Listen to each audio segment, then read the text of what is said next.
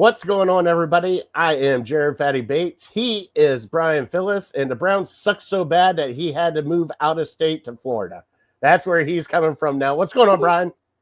Oh, not much, man. We're live here. I'm in a hotel closet here, their media room, and we're feeling good. As you can maybe tell, I'm a little sunburnt, but yeah, we had to pack the bags, baby. We had to relocate in hopes that the Browns get a victory while I'm out of town. How do you feel about that? God, you got your ass kicked so bad that you just had to flee the state. Like, you didn't even flee the state a little bit. You went down to Key West. That's what you went to, the furthest part you could go to away from Ohio that you could go to. The southernmost point, apparently. All right, everybody, go ahead. I just said mile zero, baby. There's a lot of down.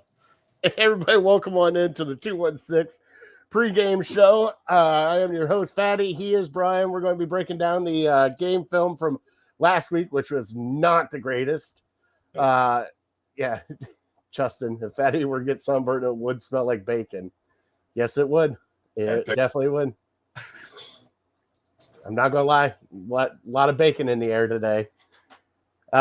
We got the Browns versus the Packers today here in Cleveland, Ohio. It is a beautiful sunny day outside. 1 o'clock kickoff. Good thing is Packers are coming in kind of hobbled, but the Browns have got, as always, Brian, a whole bunch of question marks. So let's go back to last week's game. We got our asses kicked by the Baltimore Ravens, 41-17.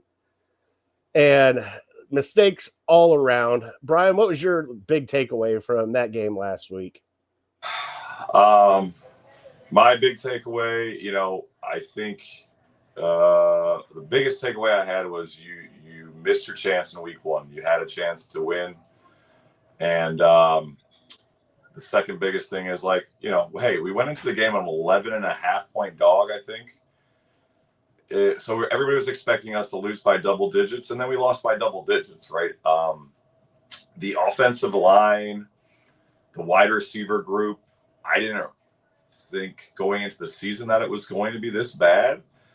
And now that I've seen it 2 weeks in a row, it's kind of hit me. I started doing a little more digging, saw that what the PFF ratings were going into the season. They were extremely low. Our wide receiver room was actually ranked 32nd out of 32 teams. Our offensive line is ranked 27th out of 32 teams. Both very bad, not places you want to be, right? So just a very tough showing from the offensive side of the ball. I think the defense pretty much did their job. I only contribute them to giving up 20 points out of the 41. Maybe we'll touch on that in a little bit. But, for the most part, they held the running backs, Lamar included, in check, and there's, not much to show for it. So Myles Garrett's frustration after the game, I think totally justified, but I'm sure we'll also touch into that. What were your key takeaways? What did you see? Just some more bad football on the part of your Cleveland Browns. And it was everybody. I mean, there were some parts of the defense that kind of gave up, but it was mostly offensive special teams. And, this day and age, to get a punt blocked in the NFL, I'm still questioning that. I'm still trying to question why Joe Flacco thought he was Patrick Mahomes and trying to force a ball on the run when you realize you can't do that. That's probably the biggest gripe I had. Like, you're a 15-year vet. You know better than try to throw it back across your body trying to make something happen. Just dump that thing out of bounds. But those were like the two big takeaways. Also, and I talked to you about it, when we were talking earlier on the way in when I was coming home from work and stuff. And I asked myself this question as a fan, and I told you I would ask you this question. With this Browns team and the way we looked at them in the spring and what we thought they were coming in and our expectations of them and everything else, I'm starting to think that we have overrated this Browns team, especially this Browns offense. And like you said, with the wide receivers being ranked 32nd to begin with, in our mind, we had Jerry Jeudy, he had a 1,000-yard year last year. We got our number one, blah, blah, blah. It's not looking like it this year. Oh, we got the best offensive line. They're looking old right now and looking really old. You had DeJuan Jones get pulled for heat-related things and then put back in. You had Denzel Ward with cramps and things of that nature, which you're going to have another hot one today here in Cleveland. It's not hot, but it's summertime football. I mean, you're playing 80 degrees here in Cleveland. So I ask you, do you think us as fans and media and everybody else has overrated this football team and where they're at? So I kind of look at it two ways, right? So I think locally, we absolutely did. Most of us, and probably rightfully so, right? Every fan base probably does this to an extent, right? We get excited, caught up in the off season. Yeah, everything's through rose-colored glasses. There's optimism. Everything's fresh. But I think nationally, I think everybody expected us to not be that good.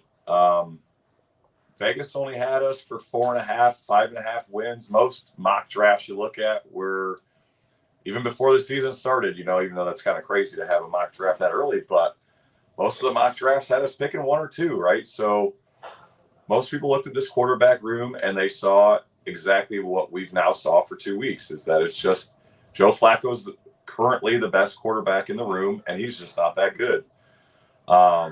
So here we are, right? It's unfortunate. We were a little more excited than maybe we should have been.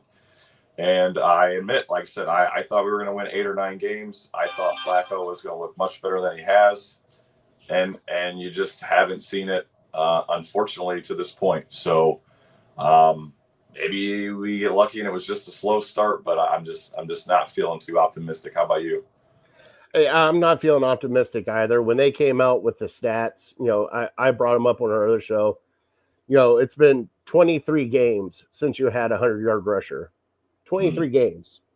Yep. This is like the 7th, 8th, or 9th game in a row that you have not scored 20 points. You've been held under the 20 points. You can't do that in today's NFL. And this offense is kind of taken off the way it did last year, and it doesn't look good.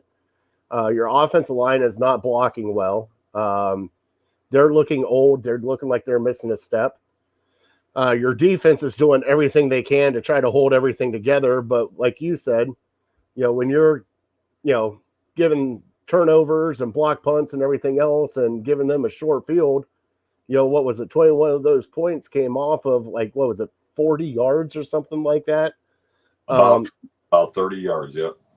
I mean, what's the defense? 21 points.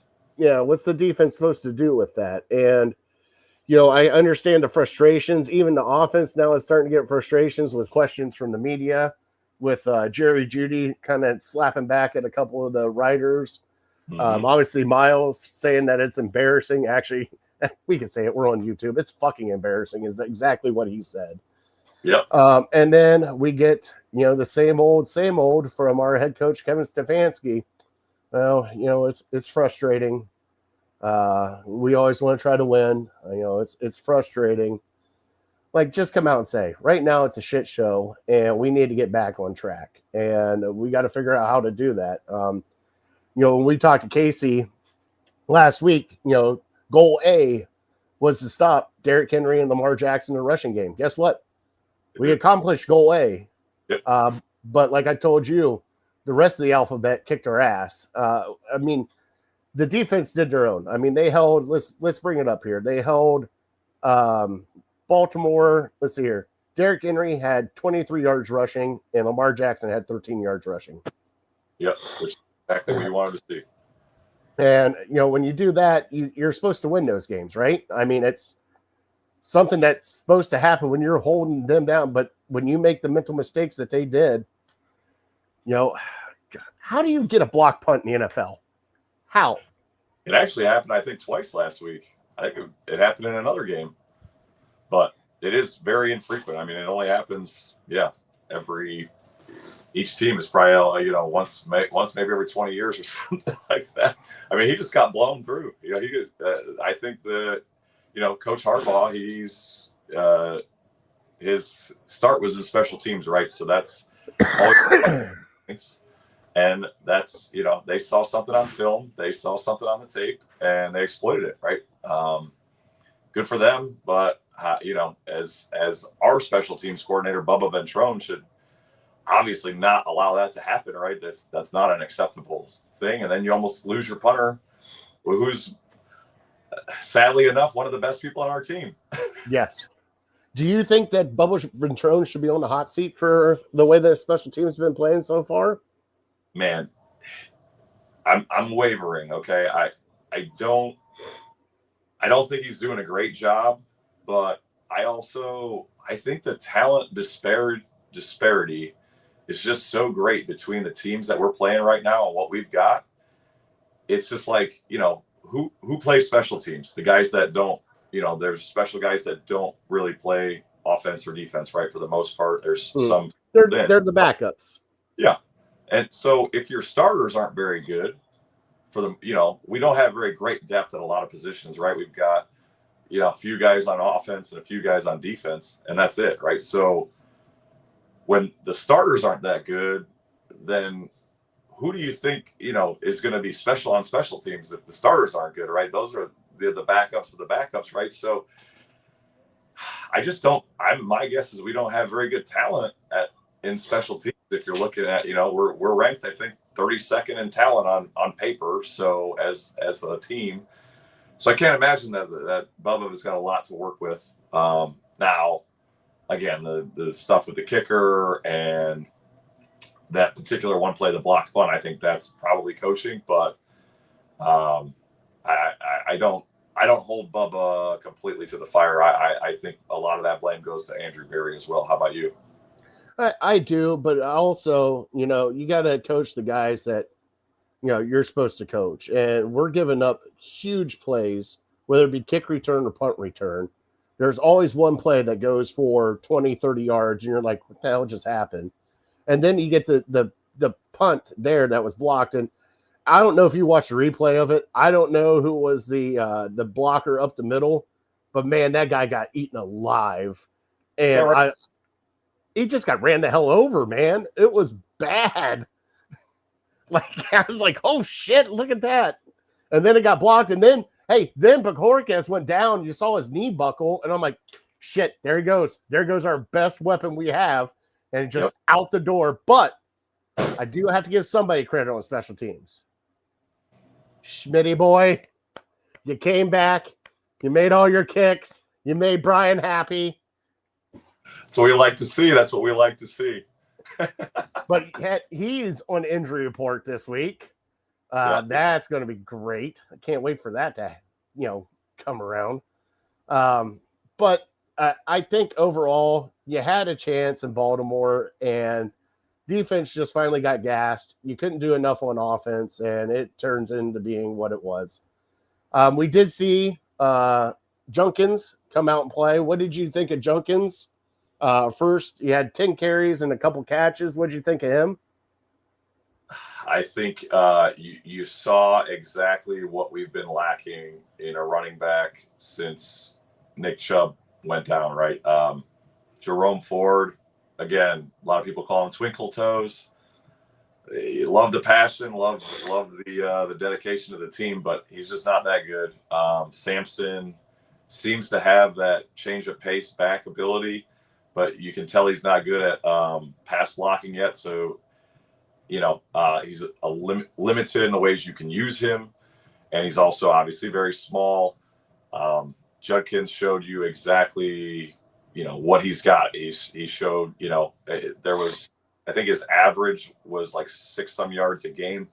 Now that was inflated by the big run he had at the end of the game, right? Which was kind of in garbage time, but nonetheless, I mean, he showed you what a real talented running back could look like.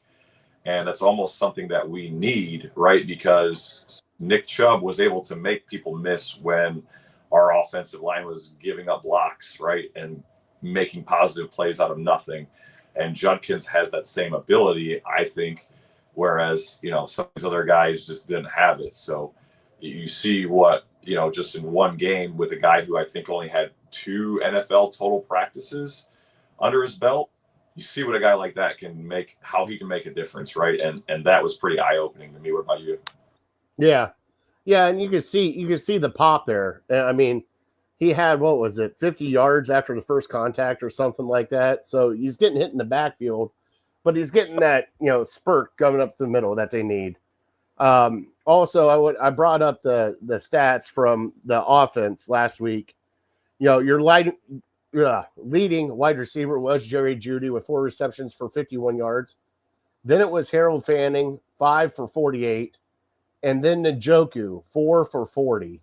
And then after that is Jerome Ford, 5 for 23. Tillman, 2 for 22.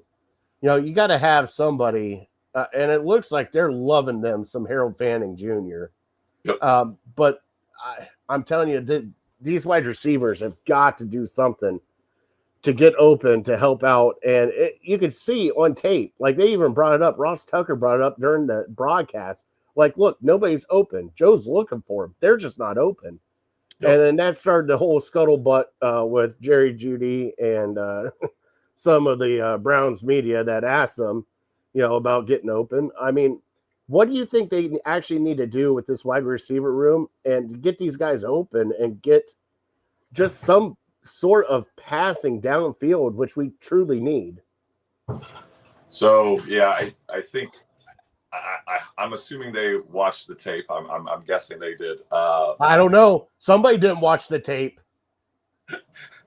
They got to change some things up, right? I mean, it was almost like Baltimore knew what was coming, and they knew the plays that were coming, and there just wasn't. It didn't seem like, for the first time I watched, I didn't see very much creativity in the wide receiver room, right? There's, even with the lack of talent, let's just say, that we've had at wide receiver for, let's face it, pretty much since the Browns came back. Even with the lack of talent that we had, I feel like Kevin Stefanski has done a pretty good job of scheming people open. Now, whether the quarterback is able or capable to hit the reads and hit the timing to find those wide open receivers has been a question mark. And we saw that with Odell Beckham Jr.'s dad complaining and showing videos of him running wide open and Baker missing him and all this stuff. So you've seen that a ton throughout the years, right? And so I haven't really seen a game plan where I just said, man, that seems to be on coaching, until this past week, right? And a lot of people made mention of it, people that watch the All-22 that know way more about the X's and the O's than I do. And they said there's just not a lot of creativity. There's not a lot of concepts. And I don't know if maybe that's because Joe is just such a statue back there. I think that's a big reason why Baltimore had so much success, right? Because what I saw in the Baltimore versus Buffalo game in week 1, almost all of their yards came from Josh Allen extending the plays, running, getting out of the pocket, hitting receivers just in the scramble drill. That was the majority, I think, of their yards that I watched anyway in that game. So, to then go to Joe Flacco, who everybody knows is standing in the pocket and not moving, you cover for 3-4 seconds and he's got to, make a decision, right? Anything different that you saw other than that? No, I agree with you on that. I think we, when they came out with Flacco, said that Flacco was starting this week, I was like, okay, I can see it, because they don't think that Gabriel and them are ready yet. But watching last week, it was apparent that you need somebody that can actually move around in the pocket. And I'm not saying that Joe can't move. It's just you need somebody to take a little bit of extra time for the defense to, respect that you are coming out. Like, they're not respecting Joe to get out and start running, because guess what? They turn around, he's only 2 yards in front of them, and then they're just going to pop you. Like, they need somebody with some sort of athleticism that can get out there and move on, like you said, the scramble drills, whether it be running to get 5 yards for us, whatever, you need to do. It's a different NFL than what it was when Joe Flacco started. So it would be nice to see that. But also, it would be nice to see these guys actually catch a goddamn football. So many drops I've seen. Stupid drops too. It's not like they're just like, it's a tough catch. I'm sorry, it was a tough angle. Some of these are hitting them right in the damn chest. And it's like, how are you guys not catching this? Like, we've been told that Joe Flacco has a very good catchable pass. Like, that's what people love him. He catchable pass. And these guys just can't catch it. Yep. And I think that's a huge thing too. We got to stop shooting ourselves in the foot with stuff like that. Mm-hmm. I do want to bring up our Twitter poll. We did put out a Twitter poll for everybody to go vote on. Let me bring up our Twitter poll in here because we can do it on here because it's fun stuff like that. Here on the Network 216, Twitter poll reaction. We brought up what's more likely to happen today versus the Browns versus Packers. A, the defense holding the Packers to 21 points or less, or B, the offense scoring more than 21 points.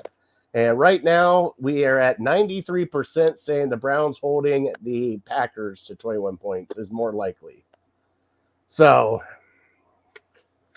that's where we're at right now. Our offense, right? Yeah. Well, what can we do? Let's look ahead to this game. All right. What can we do to change some things, to fix this, to make us more competitive versus this Green Bay defense that I dare say is a Super Bowl defense? I think they are. I think my bold prediction that I made earlier this week was that the Green Bay Packers will be in the Super Bowl. I think the first 2 weeks they showed up against the Commanders and the Lions, and it didn't look as bad as the final score showed, but I mean, the Packers just pretty much dominated those games from start to finish. And those are two really good teams, right? So what can the Browns do? The one thing that I've seen, and again, obviously our fans are speaking for us, but I don't have a ton of faith in a wide receiver room. But I think the one area, and part of it was because of the trade for Micah Parsons, they gave up one of their big defensive tackles.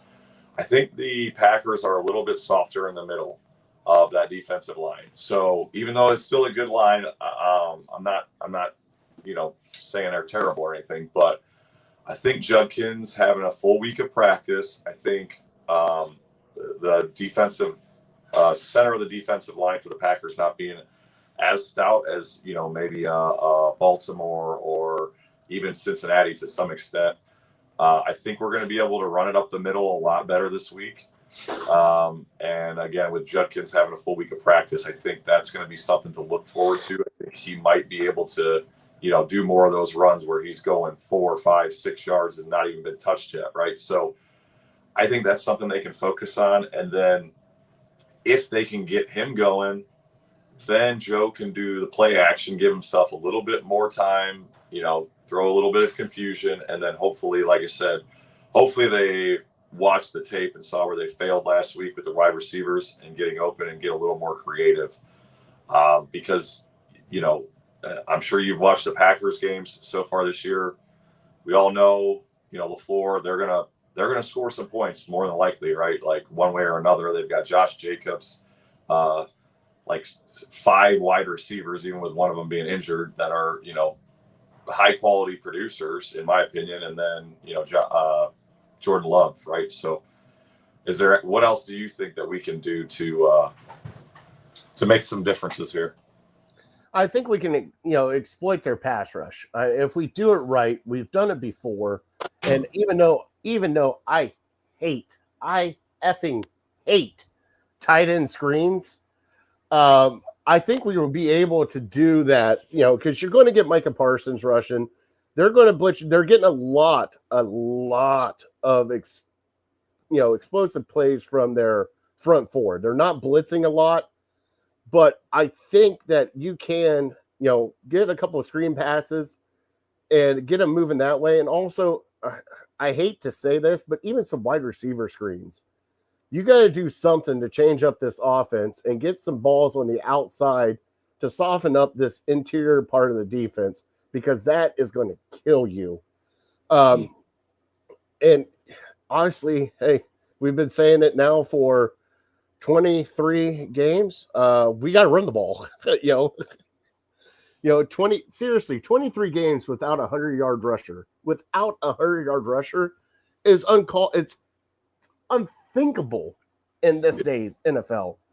I mean, especially when you just had Derrick Henry rush for like 237 yards the other day. Like, you can't get one guy to rush for 100 yards, and you're supposed to be a running football team with a play action pass. and you cannot run the ball, there's something wrong with that.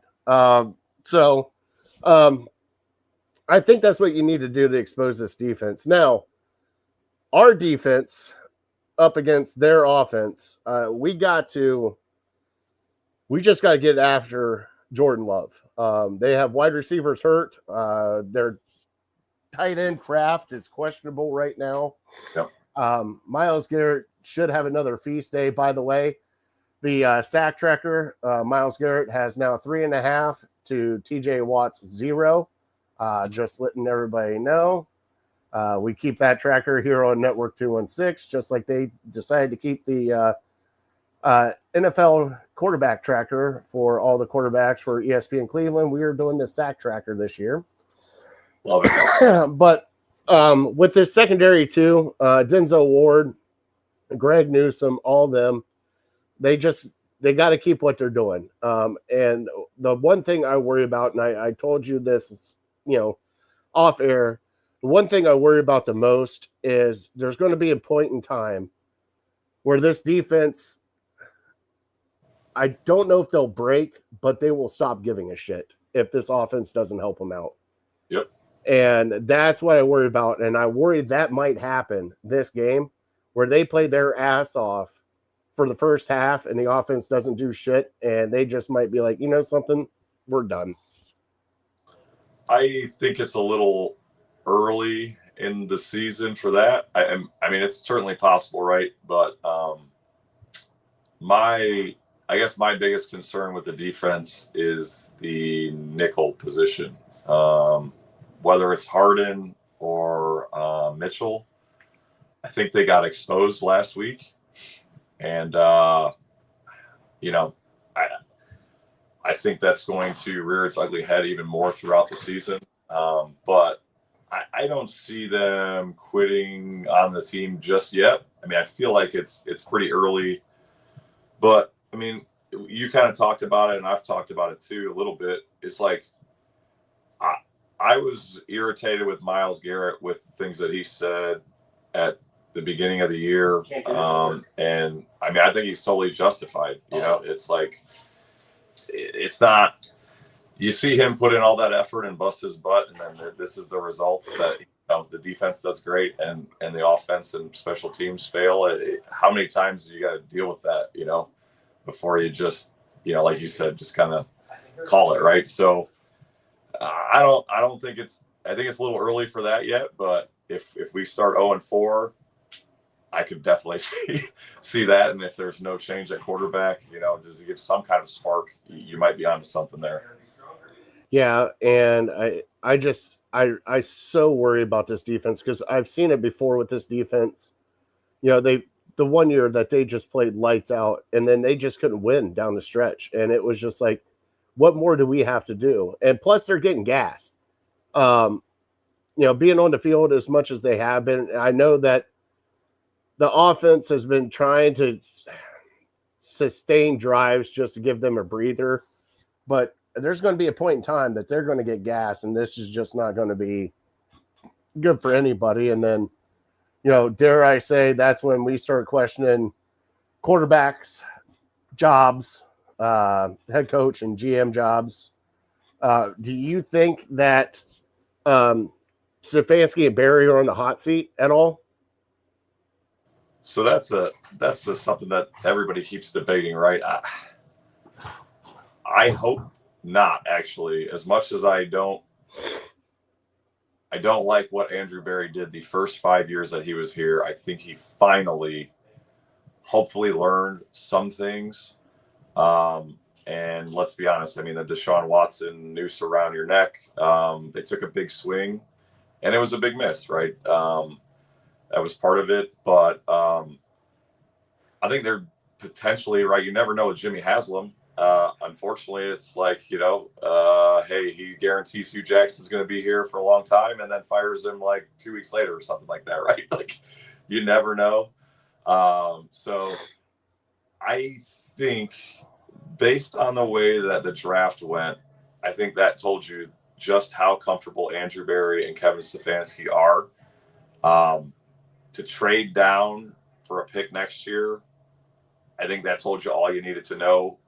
Now, again, Jimmy Haslam can flip the switch, as we know, at any time. But I definitely think the seat is obviously hot when you are not winning games. And Jimmy Haslam said it. 3-14 is not an acceptable win record for this year. So if we win 2 games, if we win 3 games, is he going to fire them both? Stay tuned. What do you think? How hot is the seat? That's what I don't understand, because if you think about it, most logic, after last year, most logic would have said, all right, it's time for a change. Obviously, the experiments did not go well. The Watson experiment definitely did not go well. Yep. And from what everybody's been saying, that was kind of like a Andrew Berry push to Jimmy Haslam, like, hey, we have a chance. With that alone, I mean, I could see Andrew Berry. I don't get why they brought him back and then gave him the extra year. Like, they didn't draft a quarter. And granted, the quarterback class so far, wasn't the greatest in this draft, and I get that. But then to go out and you have so many holes that you need. You have obviously aging offensive linemen. Did we really address that? No. We ended up getting 2 rookie running backs. Okay. Then we ended up getting 2 quarterbacks. Okay. Like, it was just a weird kind of draft that I was like, okay, I figured if you're trying to push for next year, you would try to fill in some of those holes that you need and add in some depth, especially on the offensive line. Like I talked about it last week. Zach Zinner was a healthy scratch, and he was an offensive lineman that Barry drafted. So I'm curious to what the thing is, but I do believe that if this season does go off the rails, I do believe that, and I mean off the rails, it's like 2, 3, 4 wins, they would probably be gone, and we would be starting fresh next year, because you wouldn't want to bring in another GM with a quarterback that somebody else picked. Let the GM pick out the quarterback that he wants, the coach that he wants, and go from there. Have you talked to Casey? Mm-mm. Is she hopping in? I thought she was going to try and hop in around noon. She's not in the lobby. She is not in the lobby, but that's okay. We'll get her on here hopefully here soon. But why is it, do you think, that he cannot find an offensive lineman? You said you had some stats about the offensive lineman that he's drafted. I did some digging this week, and it's not great. I always kind of had an idea that he, wasn't doing very well with drafting linemen. So here's a list off the top of my head. It was Jedrick Wills, no longer in the NFL. You've got Dawson Deacon was a late round pick, not in the NFL. Luke Whippler and DeJuan Jones are maybes at this point. Zach Zinter, not good. Like I said, healthy scratch last week. The other one he drafted, which was supposed to be the left tackle of the future, somehow he stole it in the 3rd round, was James Hudson, who we tried and tried and tried. I think they drafted him in 2022, I believe. And they tried him out for so long and didn't work out. The New York Giants ended up picking him up this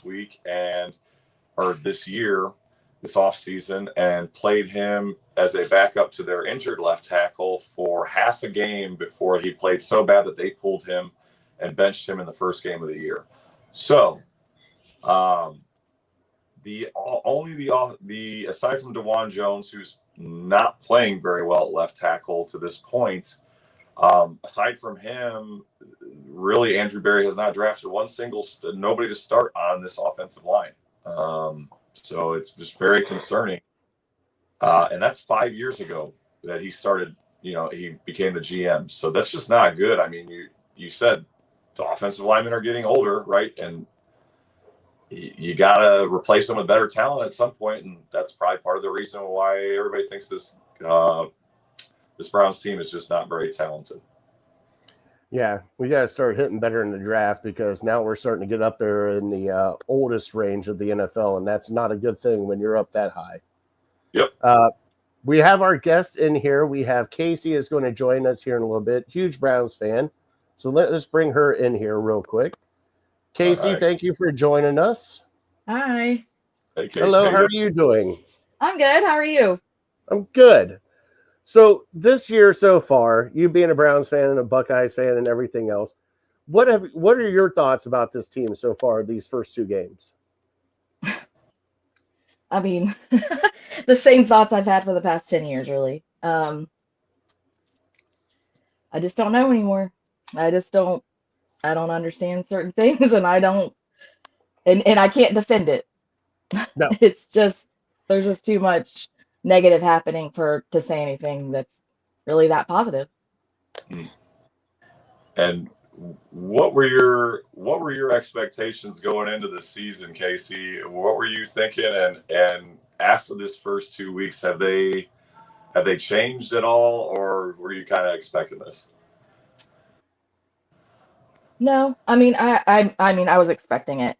I mean, Flacco can be a good quarterback, maybe 5, 10 years ago. I just feel like at this point, like Fatty said earlier, I'm sick of being an experiment. And I feel like we've been nothing but that for a very long time. And I just don't understand their logic when drafting. I don't understand their logic in preseason.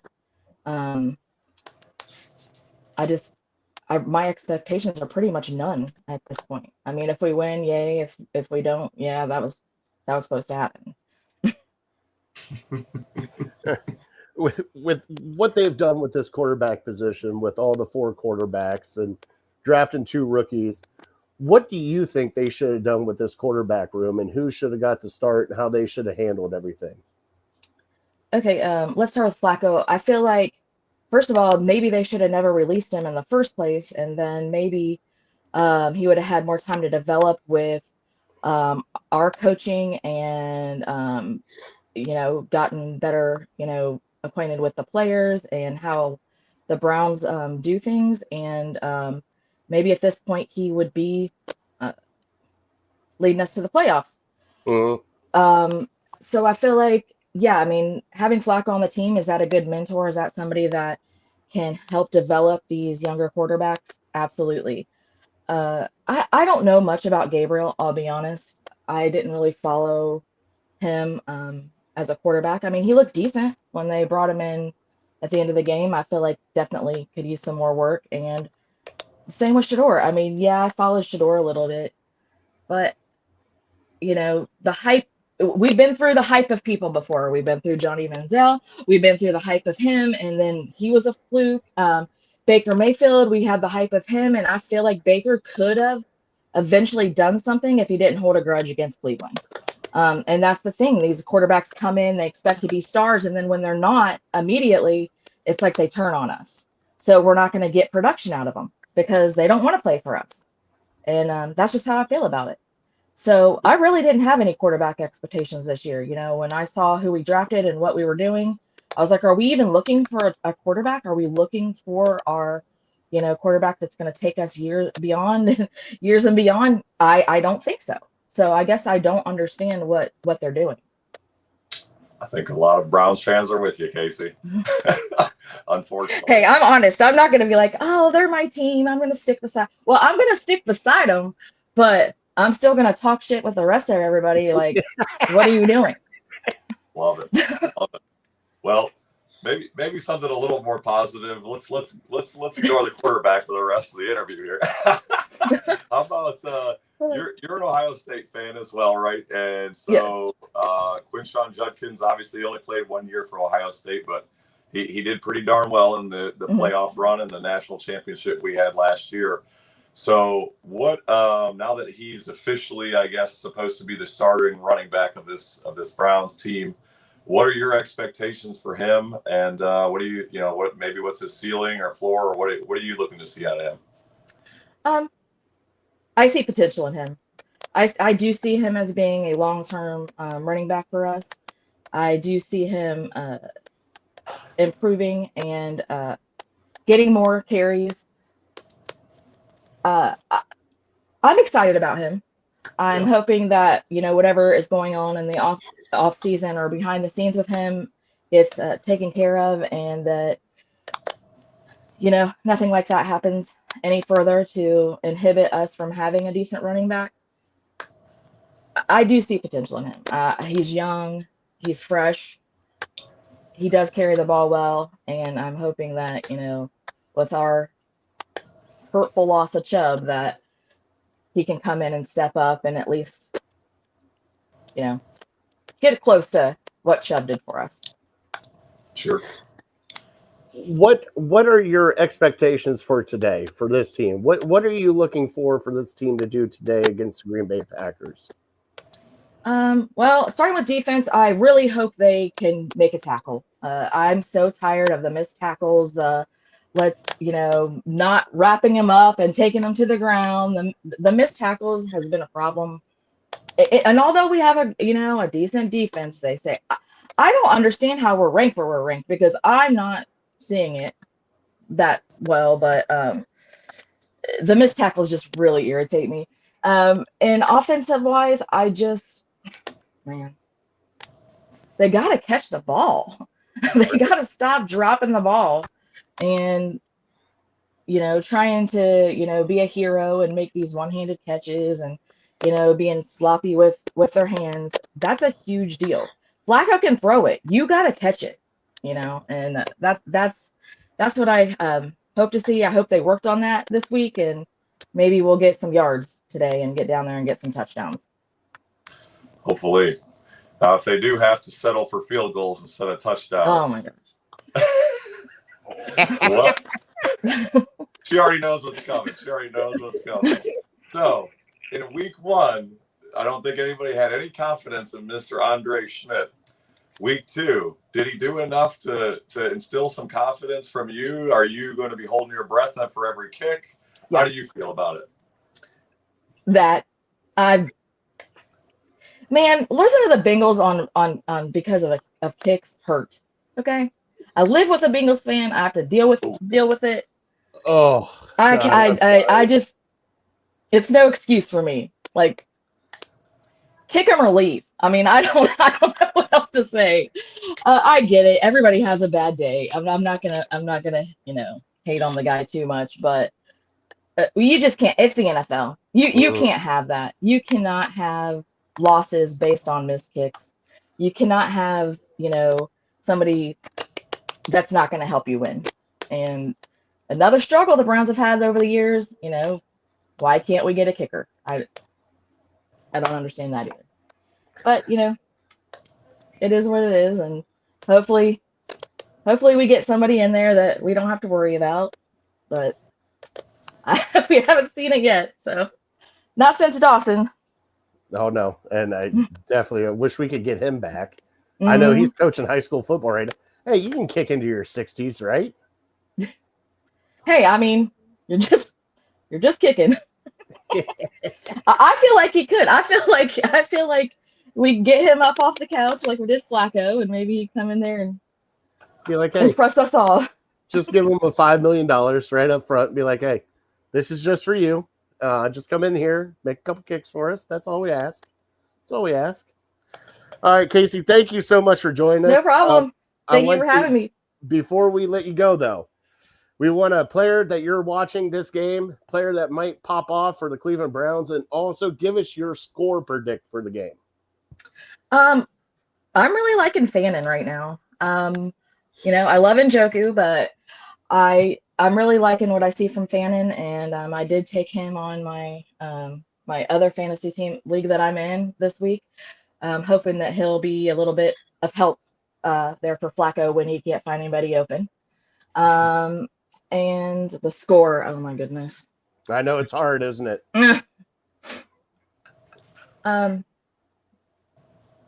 I feel like it is going to be low scoring. I don't know. I just have a feeling about that. I'll probably be wrong. I'm usually wrong on things like this, but I do feel like it's going to be low scoring. So I'm going to say Schmidt's going to come through and we're going to win 21-14. 21. There it is. I like it. Would love that. Heck yes. Casey, thank you so much for joining us. Thank you for No problem. liking Thanks for everything having we're me. doing. And hopefully I get to kick your butt in fantasy here. And I think it's next week. Yeah, you probably will. I've had some issues with my players, so. All right. Thank you so much, Casey. No problem. Thank you. See you, Casey. Oh, what a great time. And she picked the Browns to win. Awesome. There you go. Gotta love the optimism. I love it. Love having people on like that. Casey, thank you so much for your time and hanging out with us. All right, we getting into the X Factors before we do trivia? Yeah. For me, X Factors I think that are going to be in this game. I already mentioned, we talked about it a decent amount already, but Judkins I think is going to be an X Factor in this game. I think Tillman is going to be another X Factor. Can Tillman get going kind of like he did more in week 1 before the last drop of the game? And then for the other side of the ball is actually going to be, again, I mentioned it, was the cornerback room, the nickel position, more specifically, Matthew Golden, their rookie receiver for Green Bay. I was really excited about him coming out of college. Obviously, he hasn't done a whole lot yet the first 2 weeks, as most rookies take some time to get acclimated, but I'm really looking to see that matchup, Matthew Golden versus our secondary, and see how that plays out. What about you? For me, offensive wise, X Factor, Junkins getting another weekend. This running defense, I think we can hopefully run right up the middle at him and just hammer him right there. Also, another one, and this is gonna shock some people. Schmitty. Schmitty's got to make some kicks, especially here in Brown Stadium, because if he misses one, it's not going to be good for him, because the Boo Birds will come out, and they will come out full force. And then on the defensive side, I think this is going to be a Mason Graham game. With their wide receivers hurt, I have a feeling that they're going to be Josh Jacobs and trying to rush the ball, and this is where Mason Graham comes in. Hopefully we can stop that run right up the middle at us, and this defensive line can hold their rushing attack. I mean, Myles Garrett's going to do what Myles Garrett's going to do, but I think you're going to hear Mason Graham a few times during this broadcast for making some big tackles, hopefully in the backfield with this running game. Love it. Let's do the trivia. Go ahead. I'll hop on the trivia. While I'm doing that, did they release? Do you have the most current injury report? I can find it real quick as you start the trivia for me. So, trivia for the week. Well, first, while you're doing that, I'll just bring up, there's not much of a big rivalry between the Browns and the Packers, right? Historically, we only play each other every 5 years or so, and most Browns fans probably already know this, but it's been pretty lopsided in the last 20 years. Browns have lost 4 out of the last 5 games against the Packers. Most recent one was the Christmas Day game, where unfortunately Baker Mayfield, whether he was sick or injured or not prepared, maybe playing too many video games, who knows? There's a lot of rumors that were swirling around back then. He, threw for 4 picks and we got smoked. So I remember that Christmas Day surprise very clearly still. But focusing on the Packers side of the ball for some trivia, I'm looking for the 2024 season, since we mentioned the wide receivers the Packers have and the depth they have there, which one of the Packers led the room there in receiving yards? So I've got a few options for you here before I give you a moment. We've got Romeo Doubs, Jaden Reed, Christian Watson, and Dontavian Wicks were the top 4. Out of those 4 guys, which one do you think? And in the chat, you can call it out if you know the answer. Who led the receiving group for the Packers in 2024? Was it Watson? Nope.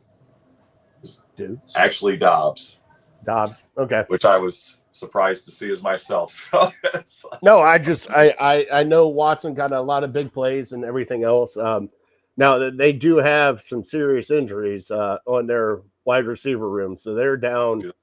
They're down big on that. That's great. God, I remember that Christmas game. 4 interceptions. Ugh. All right. So as of right now, the updated, they have not come out with the actual official one. Right now, it is Joe Batonio is questionable. Bojorquez is good to go.